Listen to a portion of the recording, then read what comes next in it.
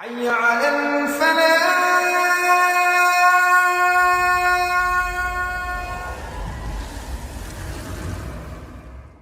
الكريم أما بعد فأعوذ بالله من الشيطان الرجيم بسم الله الرحمن الرحيم ما كان محمد أبا أحد من رجالكم ولكن رسول الله خاتم النبيين آمنت بالله صدق الله العظيم إن الله وملائكته يصلون على النبي یا ایھا الذین آمنوا صلوا علیہ وسلموا تسلیما اللہم صل علی سیدنا مولانا محمد.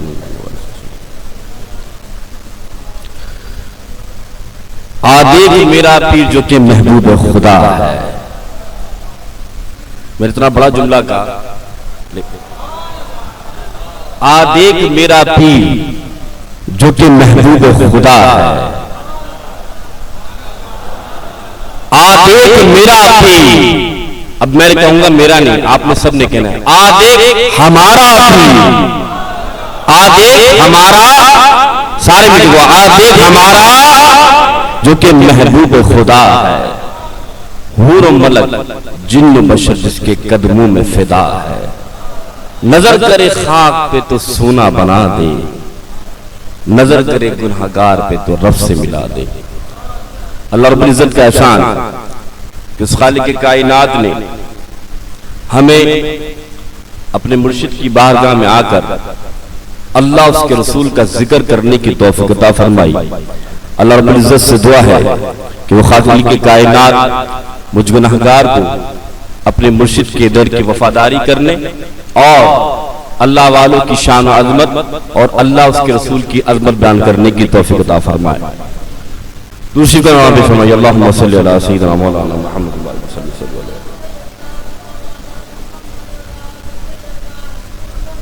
میں نے جو آیت مبارکہ آپ کے سامنے تلاوت کی ہے، یہ ایسی آیت ہے جس میں اللہ رب العزت نے اپنے نبی کی شان اس طرح بیان فرمائی کہ محمد جو کہ اللہ کے رسول ہیں، جو کہ اللہ کے محبوب ہیں، جو اللہ کے بڑے مقرب ہیں، جو اللہ کے بڑے قریب ہیں، ان کا نام لے کر بیان فرمایا کہ کوئی مغالطہ نہ ہو، کوئی شک نہ ہو کہ محمد تمہارے مردوں میں سے کسی کے باپ نہیں ہیں. وہ کون ہیں؟ وہ اللہ کے رسول ہیں اور خاتم النبیین ہیں. مقصد کیا تھا؟ مقصد یہ تھا کہ حضور کا نام لیا. نام کیوں لیا؟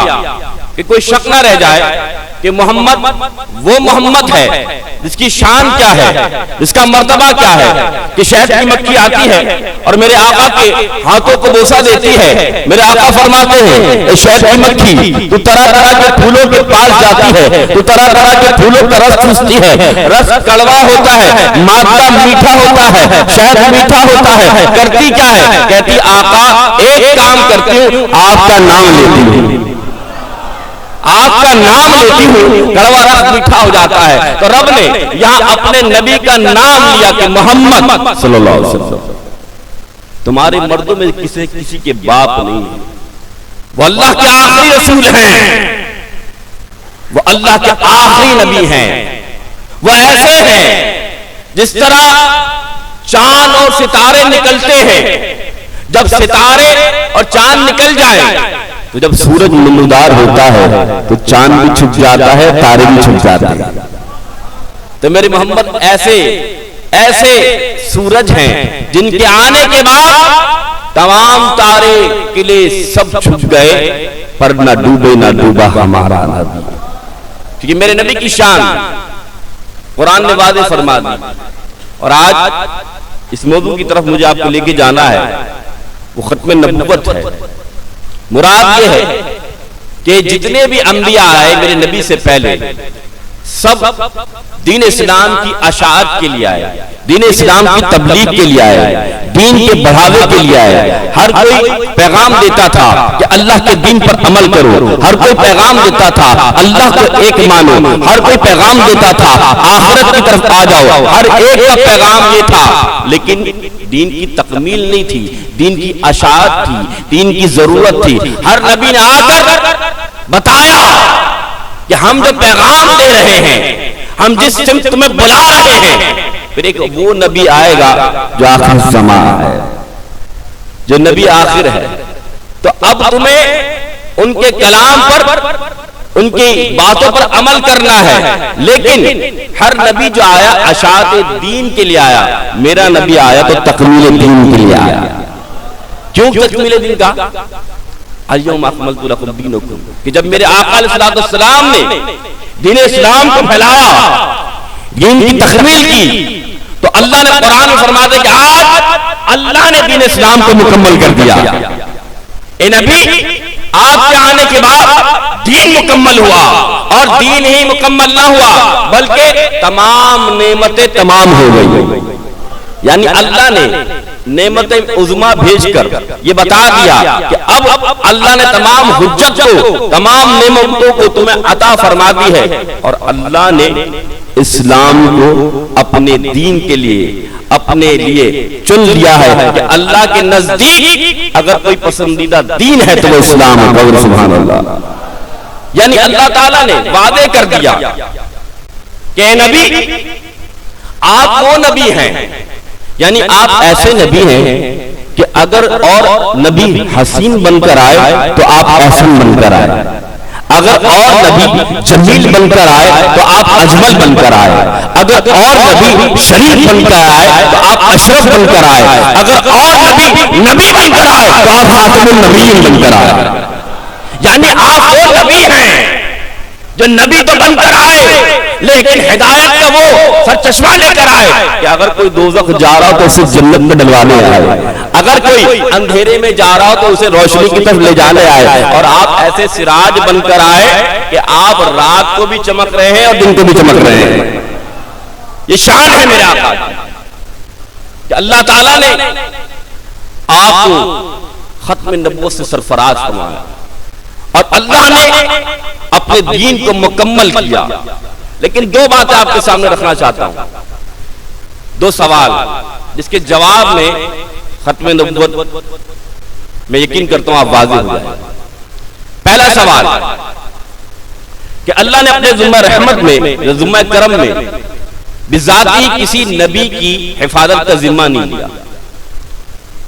یعنی ہر نبی آئے، لیکن آپ کو شاید معلوم ہو کہ 70 انبیاء بنی اسرائیل کے دور میں شہید کیے گئے، اور ہر کتاب کا بھی ذمہ کرم اللہ نے اپنی حفاظت کے لیے نہیں لیا سوائے قرآن کی۔ تو دو باتیں یاد رکھیے گا کہ اللہ نے اگر حفاظت کا ذمہ لیا تو مصطفیٰ کے لیے لیا اور مصطفیٰ کے کلام کے لیے لیا۔ مقصد کیا تھا؟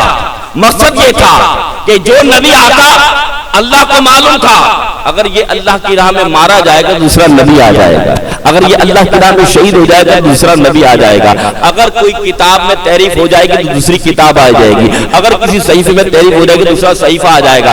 لیکن میرے نبی کے بعد کوئی نبی نہیں آنا، اس لیے اللہ نے میرے نبی کی حفاظت کا ذمہ خود لیا، اور جو نبی پر قرآن عطا کیا فرمایا نحن نزلنا، اور وہ قرآن بھی اللہ نے دیا اور اس کی حفاظت کا ذمہ بھی اللہ نے لے لیا۔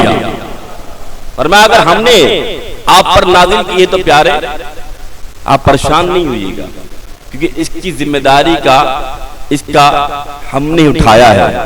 آج میں اگر اس محفل میں اٹھا کر دیکھوں تو صرف قرآن کتابوں میں نہیں، آج ہمارے سینے میں موجود ہے۔ یہ کیسے ممکن ہوا؟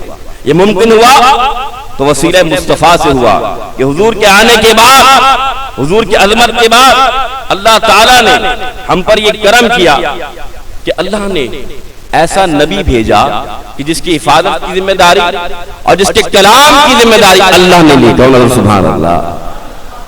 تو حضور آخری نبی ہیں، اور ایسے نبی ہیں جن کی شان آپ نے قرآن میں رب نے فرما دی کہ محمد تمہارے مردوں میں سے کسی کے باپ نہیں، لیکن وہ خاتم النبیین ہیں۔ یاد رکھیے گا آج جو دور ہے وہ دور یہ ہے، یہ یاد رکھیے گا کہ جب جس چیز کی ڈیمانڈ ہونا، یعنی جس چیز کی ڈیمانڈ ہو کہ یار یہ بڑا ہے تو اس کی اصل کے بجائے نقل 2 نمبر لازمی آتا ہے۔ جس چیز کی ڈیمانڈ ہو اس کا 2 نمبر لازمی آتا ہے۔ مثال کے طور پر اگر کپڑے کسی برانڈ کے پہنے تو 2 نمبر برانڈ کے بھی کپڑے ہوں گے۔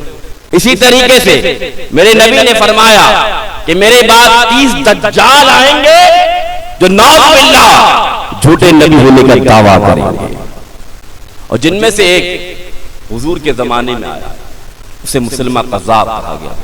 اب بتانا کیا چاہ رہا ہوں کہ صحابہ کا کردار کیا تھا کہ اگر کسی نے جھوٹے نبی ہونے کا دعویٰ کیا تو صحابہ کرام اس سے کیسے نپٹا کرتے تھے۔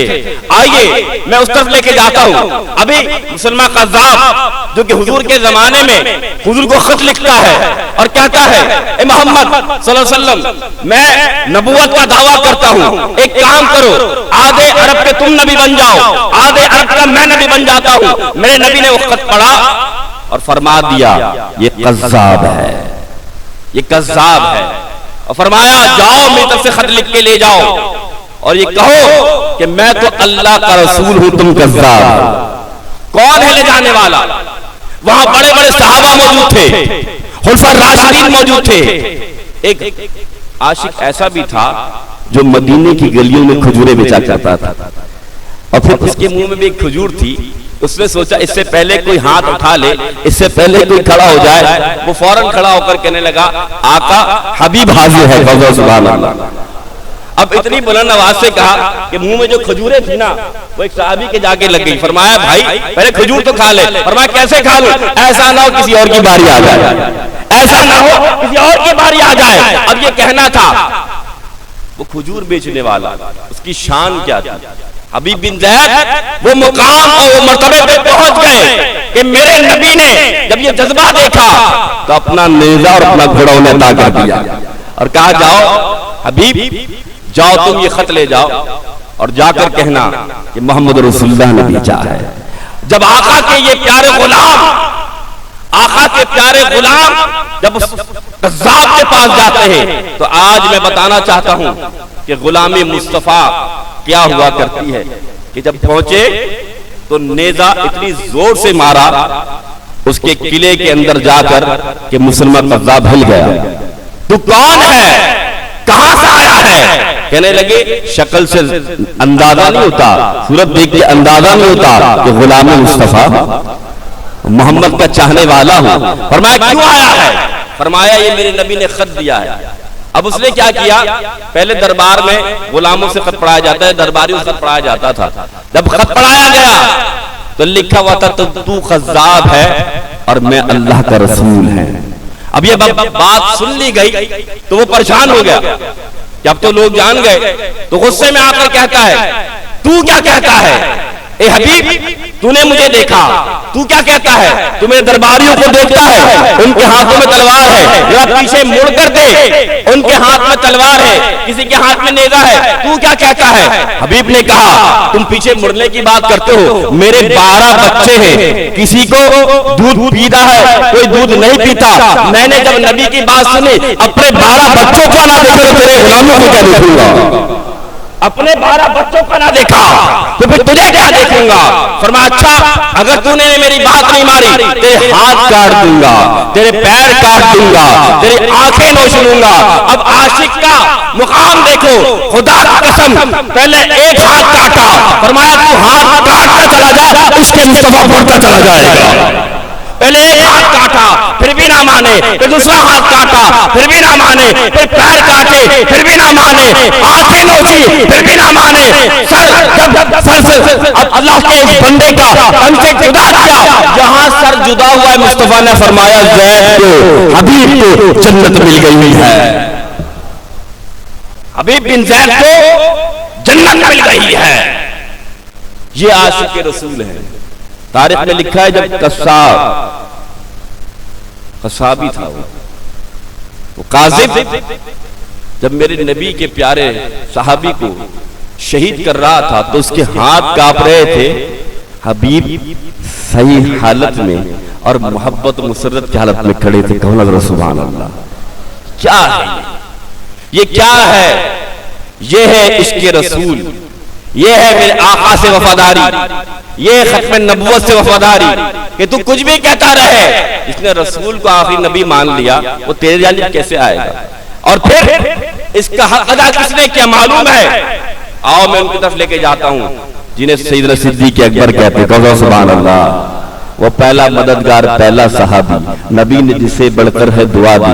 وہ افضل بشر بعد الانبیاء ہے، وہ جان صداقت، وہ جان وفا ہے. فرشتے اسی کی اداؤں پہ عاشق، اسی کی نماز و دعاؤں پہ عاشق. نبیوں سے کم، اماموں سے اعلیٰ، محمد کے حتم فدا ہونے والا. سبحان اللہ سبحان اللہ. یہ وہ شان رکھتے ہیں میرے آقا کے پیارے صحابی. جب میرے آقا ظاہری طور پر اس دنیا میں رہے، جب میرے آقا ظاہری طور پہ دنیا میں نہ رہے، تو پھر جب میرے آقا کے پیارے صحابی رسول خلافت کی مسند پر آتے ہیں تو فرماتے ہیں سب سے پہلی جنگ اس سے لڑنی ہے. کس سے لڑنی ہے؟ جس نے میرے آقا کے خلاف کھڑا ہو کر اعلان نبوت کیا تھا. یاد رکھیے گا اسلام میں بہت جنگیں ہیں، لیکن سب کو سمیٹو تو دو جنگیں ہی بنتی ہیں. ایک جنگ توحید کے لیے اور نبوت کے لیے، اور ایک جنگ ختم نبوت کے لیے. دو جنگیں بنتی ہیں، ایک توحید کے لیے، ایک نبوت کے لیے. اگر جنگیں بدر اٹھائیں تو توحید کا معاملہ، نبوت کا معاملہ. اگر آپ تبوک اٹھائیں اور اٹھائیں، ہر جنگ کو اٹھائیں گے تو توحید اور نبوت کا نظر آئے گا معاملہ. لیکن جب جنگ یمامہ اٹھائیں گے تو ختم نبوت کا معاملہ نظر آئے گا. تو ختم نبوت پر آپ نے دیکھا 1200 صحابی نے اپنی جان لٹا دی. کیوں؟ کیونکہ یہ فاقہ کش سر تو کٹا سکتا ہے، سر جھکا نہیں سکتا. یہ حضور کا غلام سر کٹا سکتا ہے، سر جھکا نہیں سکتا. اس جنگ کا عالم کیا تھا؟ جنگ کا عالم یہ تھا کہ ایک صحابی رسول اس مسلم الکذاب کے دشمنوں کے ساتھ جو لڑائی ہو رہی ہے، صحابی رسول لڑ رہے ہیں.